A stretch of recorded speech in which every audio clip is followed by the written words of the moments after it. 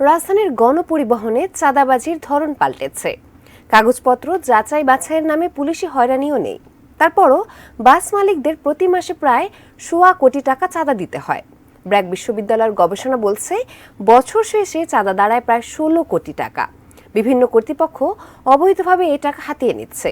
পরিবহন চাঁদাবাজি নিয়ে মনিরুজ্জামানের ৩ পর্বের ধারাবাহিকের শেষ পর্বে বিস্তারিত।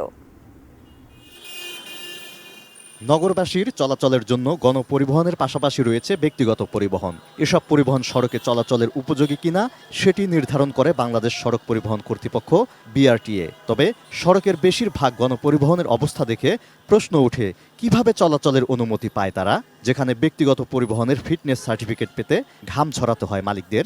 এটা গাড়ি ওকে করলে, রং করলে, গ্লাস ভাঙা থাকলে ফিটনেস হয় না। আমরা যে হয়রানি হই বিআরটিতে, কাগজপত্র কন, লাইসেন্স কন, যে কোনো সমস্যায়। ট্রাফিক আইন প্রয়োগেও বৈষম্যের শিকার হন বলে দাবি করেন ব্যক্তিগত গাড়ির মালিকরা।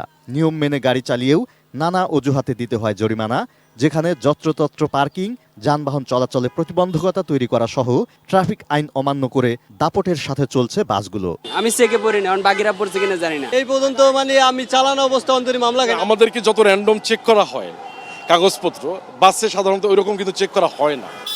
নগরবাসীর পরিবহন সেবা নিশ্চিত করতে ঢাকায় ১৬৮টি রুটে ১৫৭টি কোম্পানির বাস চলাচল করে।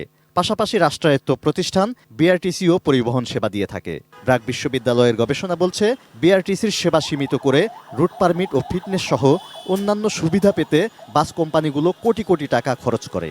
অতিরিক্ত বাস রুট এবং অতিরিক্ত কোম্পানিকে সুবিধা দেওয়া বা চালানোই হলো চাঁদাবাজি বা ইনফর্মালিটিস টিকিয়ে রাখার একটা বড় কারণ। একটা কোম্পানি মাসে ৫০ থেকে ৭০ হাজার টাকা পর্যন্ত কিন্তু চাঁদা দিচ্ছে অনেকগুলো কোম্পানি। সেটাকে টিকিয়ে রাখার জন্য আমার বিআরটিএ বা ফর্মাল যারা আছে তারাও জড়িত।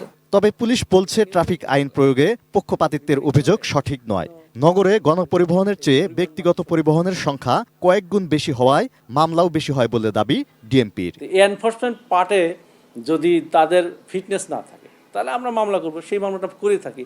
আর বাকি 80% বা 90% কাজ কিন্তু অন্য সংস্থা।